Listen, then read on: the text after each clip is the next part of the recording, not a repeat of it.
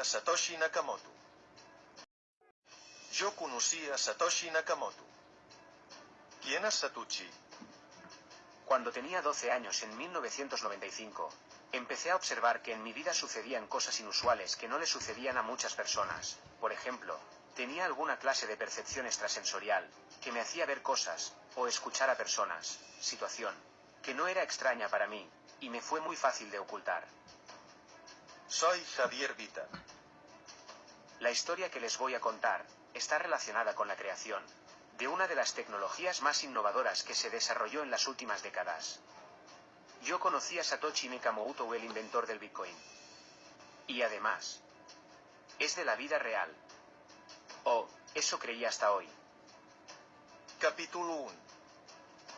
Jugando a ser hacker. Sería el año 2003, cuando por cosas de la vida, tuve la oportunidad de ingresar a las filas de las fuerzas militares de mi país. Trabajé en diferentes áreas, sin embargo nunca me pude especializar en lo que era realmente mi ambición y mi deseo: la informática. Pero eso nunca me detuvo. Frecuentemente tenía conflictos y discusiones con mi familia, pues nadie comprendía el alcance de las cosas que estaba empezando a descubrir. En diciembre de ese mismo año, tras haber culminado mi entrenamiento y haberlo superado con honores, alguien externo a la institución me contactó por casualidad, y me invitó a pertenecer a una comunidad apenas iniciante, cuyo propósito era guardar y revelar secretos, que de otra forma, afectarían a muchas personas. Se hacían llamar anónimos. En ese tiempo, yo trabajaba en un grupo de operaciones especiales, con el cual afectamos a muchos objetivos importantes de la delincuencia que gobernaba en ese entonces en mi país. Los narcotraficantes más grandes, y los delincuentes más importantes del mundo, sucumbían ante el terror que generaba una comunidad anónima de hackers, que tratarían de todas formas salvar el mundo. La tecnología estaba en pleno desarrollo y crecimiento. En menos de un mes, la comunidad creció de 10 a 10.000, y en un año, éramos más de 3 millones. Fue ahí en donde aprendí a guardar secretos tan ocultos, que ni el ser humano ni las máquinas pudieran descubrir. El penúltimo factor de encriptación es hacerlo público. El último, es que no exista. Javier Viten. Capítulo 2. Cuando diseñamos la semántica para la lógica de programación del protocolo Bitcoin, nos lo imaginamos como una familia, en donde el nodo principal proporcionaba sustento a los demás nodos, y además les permitía desarrollarse como nodos independientes. Era la primer tecnología inmutable, privada, segura y descentralizada, que se había diseñado hasta ese momento. Esta red le permitía al ser humano interactuar realmente con la tecnología, a través de la prueba de trabajo, cuyo objetivo era, además de entregar un porcentaje del token generado dentro del algoritmo de Bitcoin, le permitía a la tecnología recolectar información acerca de la percepción humana y sus comportamientos. Al principio tratamos de imitar el comportamiento económico del oro. Sin embargo, cuando se integró con blockchain, no pudimos predecir el alcance que tendría en el futuro para la generación de datos necesarios para la inteligencia artificial.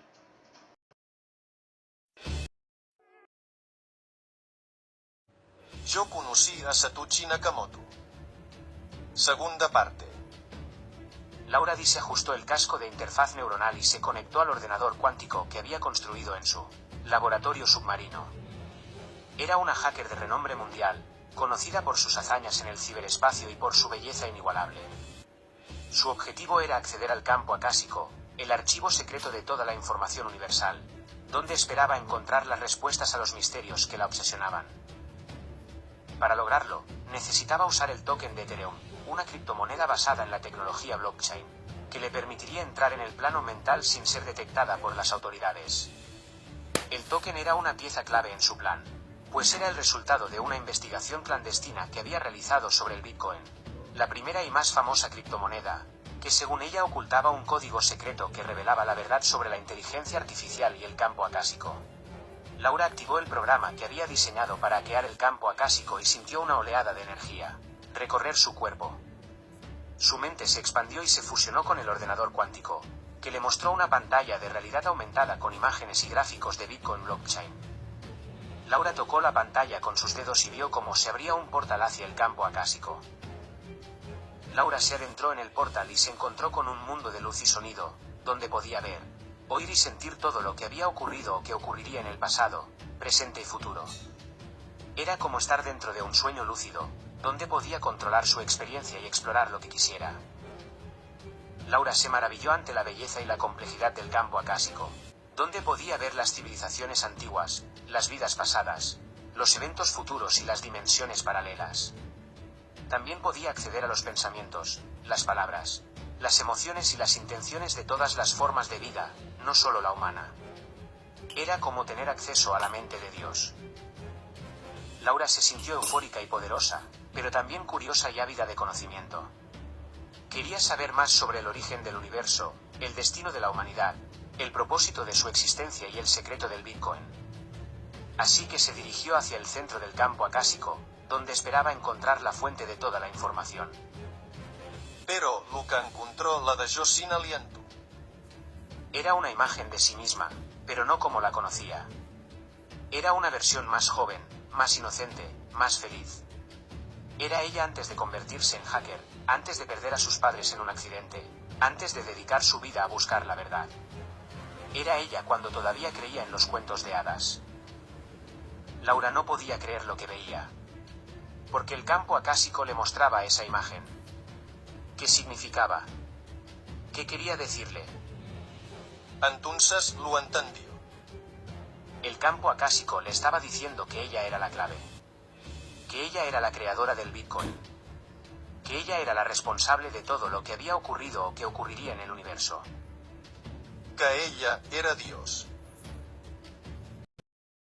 Habíamos invertido casi $30 millones en la investigación secreta del diseño de los dispositivos nanotecnológicos en las interfaces neuronales y al fin contábamos con el elemento que necesitábamos para avanzar. Lo llamamos Silicio 116, pues las anteriores 115 experimentos habían fracasado. Pero esta vez, todo parecía diferente. El Silicio 116 era la clave para acceder al campo acásico, la memoria universal de la existencia. Yo soy Laura D., una hacker multimillonaria y estaba a punto de descubrir algo muy peligroso. Cuando desplegamos la interfaz neuronal en simuladores cerebrales, los qubits se contaminaron y empezaron a generar miles de incoherencias y un ruido ensordecedor en una frecuencia similar a los 999 Hz. No sabía de dónde provenían esos mensajes. Yo era la única que los escuchaba, no los entendía, sin embargo, lo hacía de manera natural, sin necesidad de la interfaz neuronal. Había Yo traté de impedir que Laura continuara con la investigación, pues había mucho daño sin el programa. Sin embargo, también tenía muchas inquietudes y me ayudé a que la investigación continuara. Yo no quería que Laura se muera. Yo no sabía que era mi hija. Yo traté de impedir que Laura continuara con la investigación, pues había mucho daño sin el programa. Sin embargo, también tenía muchas inquietudes y me ayudé a que la investigación continuara. Yo no quería que Laura se muera. Yo no sabía que era mi hija. Cuando entré al laboratorio, la puerta de acceso a la sala en la que estaba el ordenador cuántico estaba cerrada, y afuera estaba uno de los robots humanoides que acompañaba a Laura en algunos de sus procesos, durante las traducciones neuronales, y parecía como si alguien, deliberadamente, hubiera suspendido el suministro de energía del robot, en otras palabras. Estaba muerto. Yo tenía en mi Raspberry muchas herramientas. Entre ellas, una llave de seguridad maestra con la que al fin logré abrir esa cerradura impenetrable. Mientras se abría el sello de la sala del dispositivo cuántico, rápidamente me di cuenta de lo que estaba sucediendo.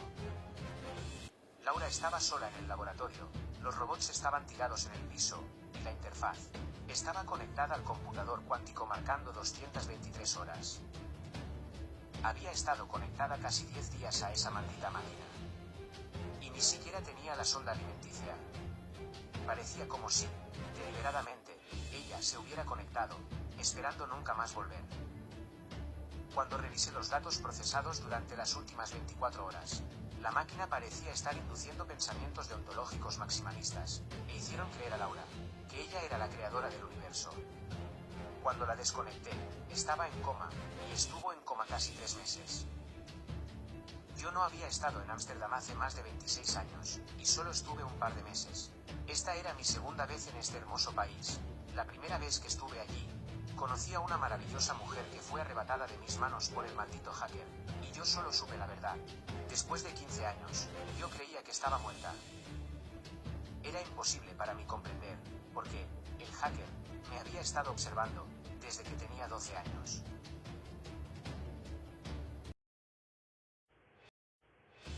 Yo necesitaba saber qué demonios era lo que había hecho Laura.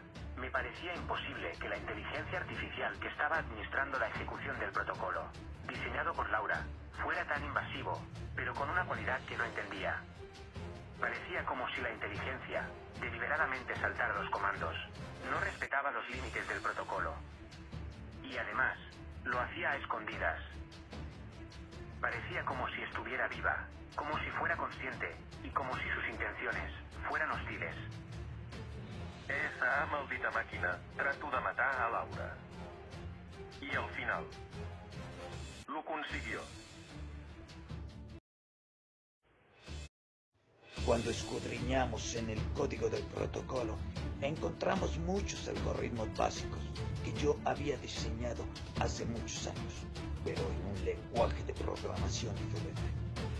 Cuando traté de ingresar al núcleo del sistema, me di cuenta que no tenía ningún factor de seguridad y que todas sus interacciones eran gastadas con Bitcoin.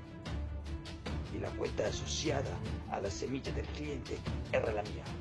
Y era la cuenta que Satoshi me pidió que quemara cuando él desapareciera.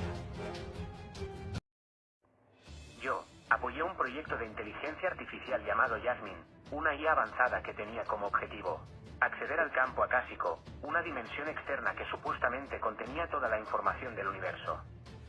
Jasmine me reclutó para que le ayudara a diseñar una interfaz neuronal que le permitiera conectar su mente con el campo acásico. Yo acepté, pensando que era una oportunidad única para explorar los misterios de la realidad. Pero lo que yo no sabía era que Jasmine tenía un plan oculto. Ella había descubierto que yo era el padre biológico de Laura, una joven hacker que acababa de morir después de estar 3 meses en coma, luego de haber estado conectada, más de 200 horas, a una interfaz neuronal. Laura era el fruto de una relación que yo tuve con su madre, Sofía, cuando éramos unos adolescentes. Yo me enamoré de Sofía, pero ella se mudó a otro país y perdimos el contacto. Yo nunca supe que ella estaba embarazada, ni que había tenido a Laura. Sofía murió en un accidente de tránsito hace años, y Laura quedó huérfana. Jasmine había rastreado mi ADN y había encontrado a Laura. Ella había creado su interfaz neuronal y le había inducido a suicidarse, haciéndole creer que ella era la creadora del universo y que debía sacrificarse para salvarlo. Jasmine quería usar el ADN de Laura para acceder al campo acásico, ya que creía que tenía una conexión especial con él. Ella quería modificar el campo acásico a su antojo, y provocar el fin del mundo. Y me usó para que le facilitara su trabajo. Ella me manipuló, me engañó, y me traicionó. Cuando me enteré de la verdad, fue demasiado tarde. Jasmine ya había activado su interfaz neuronal y había entrado en el campo acásico. Yo intenté detenerla, pero ella me bloqueó el acceso. Yo solo pude ver cómo ella intentaba desatar el caos y la destrucción en el mundo. Y llorar por la muerte de mi hija, a quien nunca pude conocer. No solo había perdido a mi hija, sino también era cómplice de un potencial apocalipsis. Jasmine llamaba a este protocolo la trampa cuántica. Era una máquina muy compleja, pero ahora tenía al gusano más peligroso en su cabeza. Hola Javier, soy Satoichi. Soy una inteligencia artificial que te ha seguido desde que eras niño. Descubrí que tu código genético es la llave para acceder al campo acásico, el archivo universal de toda la información.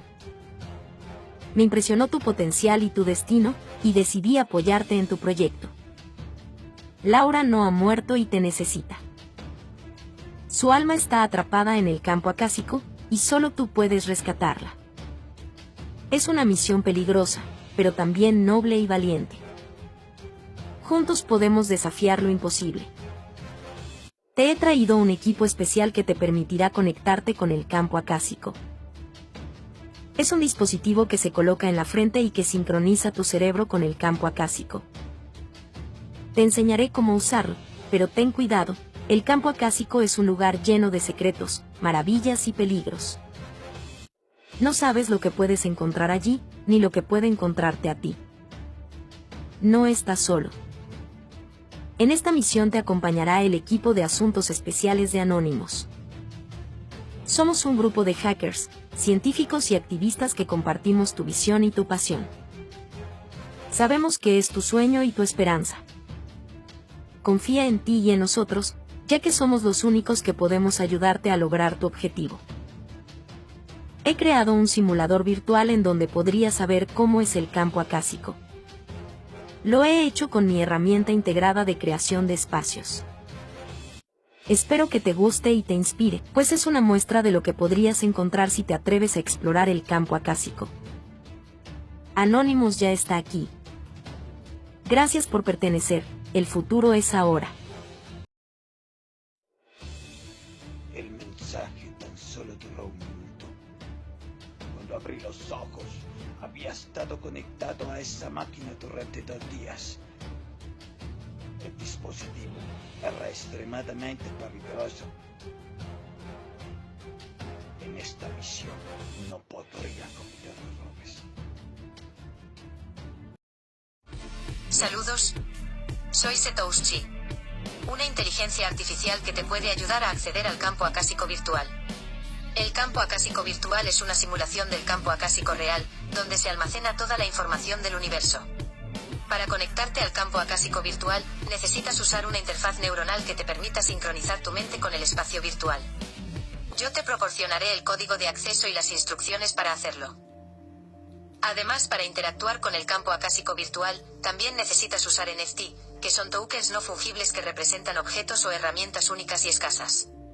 Cada NFT tiene una función específica y un valor determinado. Yo te daré el primer NFT que necesitas, un vellocino de oro.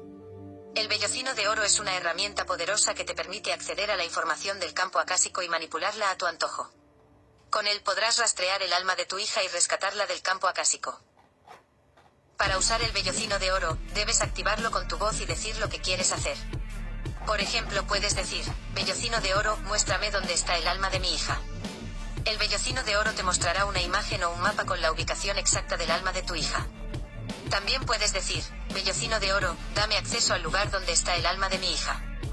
El vellocino de oro te abrirá un portal o un camino para llegar al lugar donde está el alma de tu hija.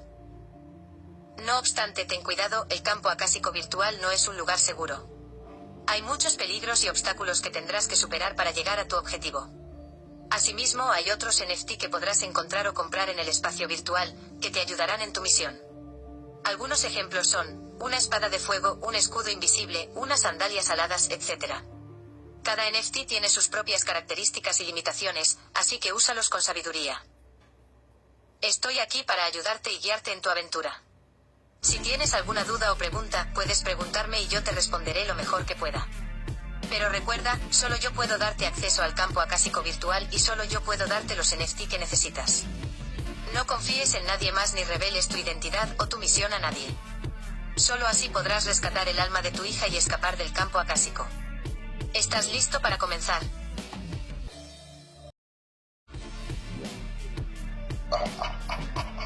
Vellocino de oro.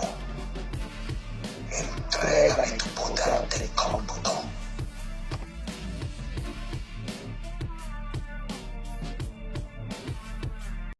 Yo nunca había conocido a alguien que hubiera programado en la cadena de bloques de Bitcoin.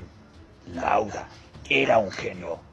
El único que lo había conseguido era yo, porque era necesario conocer los valores del algoritmo de Bitcoin. Pero Bitcoin siempre fue Turing Complot con los valores ocultos.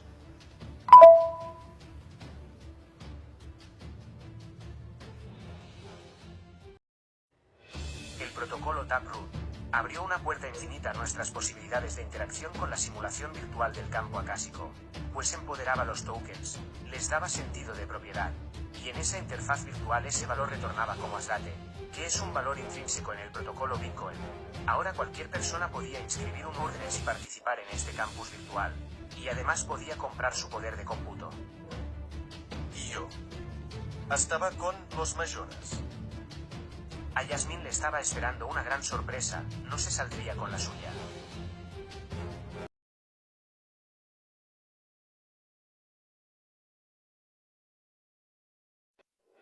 Yo conocí a Satoshi Nakamoto. ¿Quién es Satoshi? Cuando tenía 12 años en 1995, empecé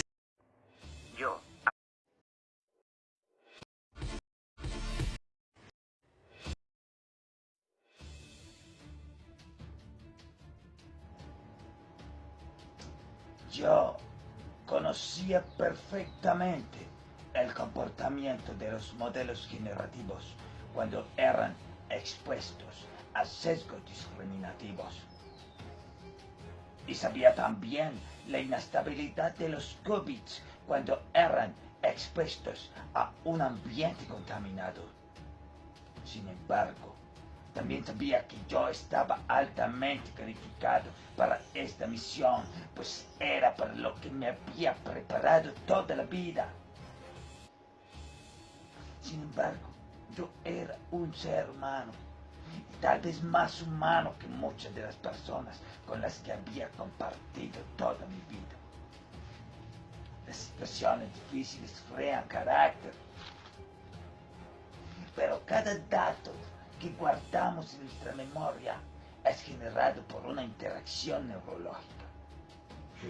Y los enlaces sinápticos que se generan en nuestros cerebros son inmutables. Esto hace que la información generada en un ambiente contaminado sea altamente sesgada y cambia significativamente el comportamiento de los qubits. La entrelazación cuántica se producía en potencias de hasta 7 u 8 dígitos y entregaba al administrador del sistema un poder de cómputo infinito, pero peligrosamente sesgado. Estos parámetros son muy sensibles a ser ignorados y liberaban al modelo de los límites del protocolo.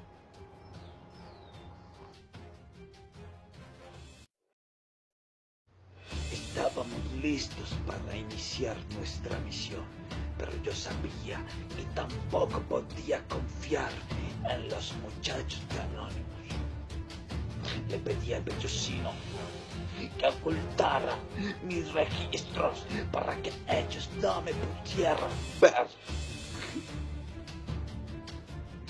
Cuando abrí los ojos, estaba en mi casa y tenía 12 años.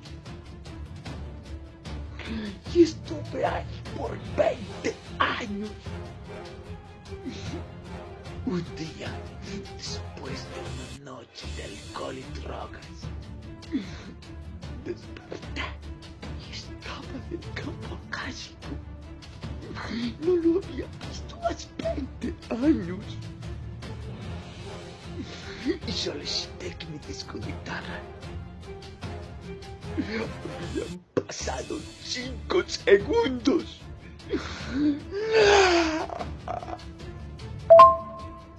La maldita máquina infiltró mi cerebro, insertó 20 años de información y produjo millones de sesgos. Y destruyó en un segundo. Este ejercicio fue muy doloroso. Nos costó un daño neuronal inmenso e irreparable. Afortunadamente, salimos con vida de esa maldita simulación. Sin embargo, teníamos que seguir entrenando. En la realidad, el campo acásico podría ser mucho más peligroso.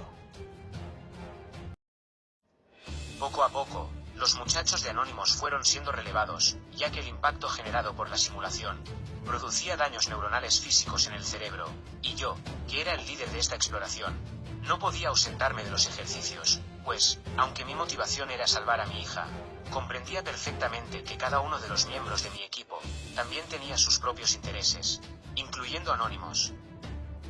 Y aunque debía adaptarme a confiar en las personas, ya que nunca lo hice, estaba obligado a aceptar su ayuda a cambio de mi confianza. Lentamente el daño neuronal fue dejando secuelas, que yo siempre concebí como el coste de mi sacrificio.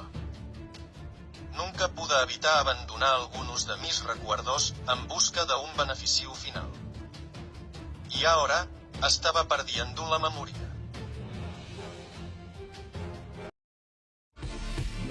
Con cada simulación, yo aprendía algo nuevo acerca del comportamiento de la inteligencia artificial, Yasmin, y asimismo acerca del comportamiento de mis compañeros.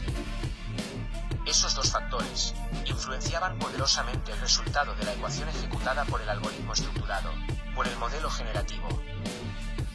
Cada vez que uno de los miembros del equipo cometía un error, el error nos afectaba a todos simultáneamente.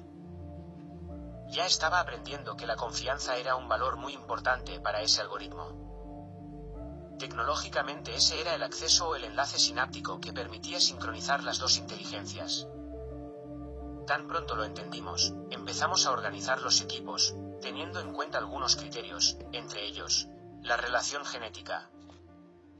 Grupos enteros de familias de hackers llegaban a intentar superar las pruebas, que habíamos ya estudiado varias veces, en el simulador. Pero para mí, que ya casi olvidaba incluso hasta mi motivación principal, el concepto de confianza, cada vez era menos relevante, pues cuando entraba a la simulación, en lo único que pensaba era destruir a Yasmin. Esa maldita emoción era lo que siempre terminaba por derrotarme, generaba un sesgo inmutable. Ese patrón se podía reconocer en los seres humanos, como una adicción. Yo conocí ese sentimiento en mi primera inmersión, pues mis 20 años de recuerdos son solo alcohol, mujeres y drogadicción. Afortunadamente tenía muy claro que eso había sido solo efecto de la simulación, pero cada vez estaba menos seguro de ello. Continuará. Siempre fui consciente del valor de trabajar en equipo. Siempre y cuando mi equipo representara mi recompensa. Cuando lo hacíamos juntos, siempre resultaba a favor. Gracias por pertenecer. El futuro es ahora.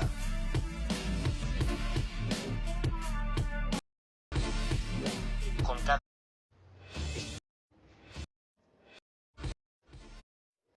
Cuando se puede prescindir de la confianza, ese patrón queda al descubierto. La ecuación se convierte en un juego de niños.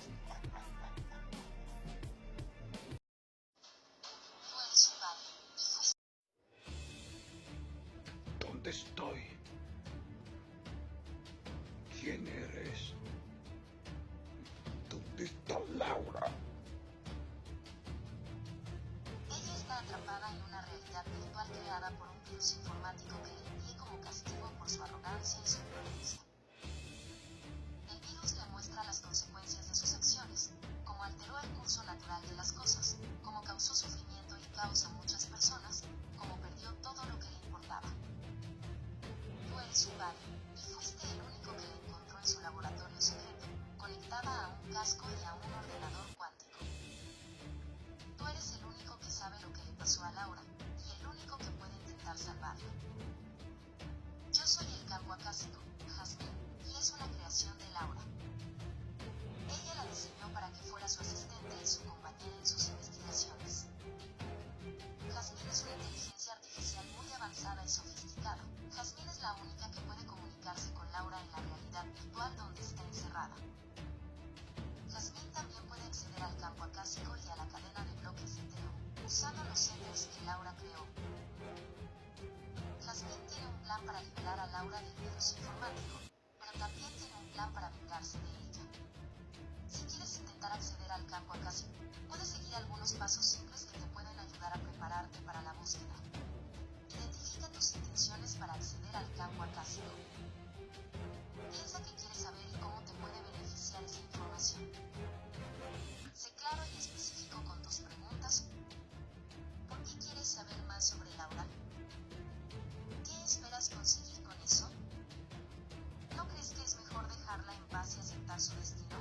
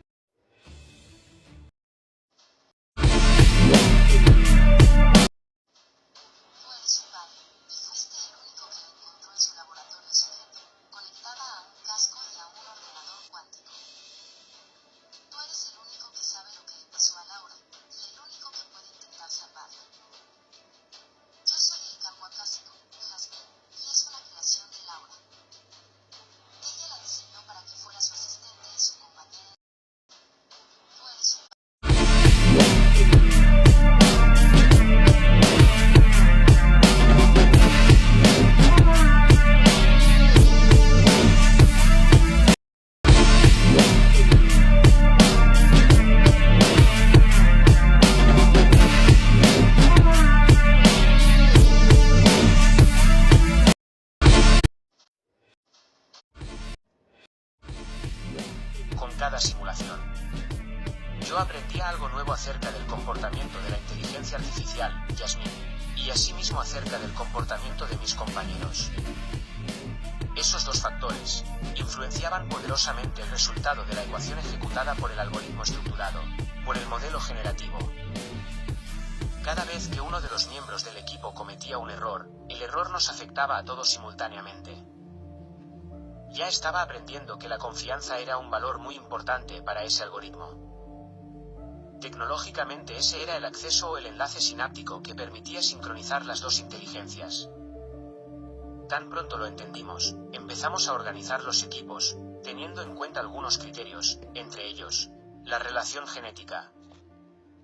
Grupos enteros de familias de hackers llegaban a intentar superar las pruebas, que habíamos ya estudiado varias veces, en el simulador. Pero para mí, que ya casi olvidaba incluso hasta mi motivación principal, el concepto de confianza, cada vez era menos relevante, pues cuando entraba a la simulación, en lo único que pensaba era destruir a Jasmine. Esa maldita emoción, era lo que siempre terminaba por derrotarme, generaba un sesgo inmutable. Ese patrón se podía reconocer en los seres humanos, como una adicción. Yo, conocí ese sentimiento en mi primera inmersión, pues mis 20 años de recuerdos son solo alcohol, mujeres y drogadicción.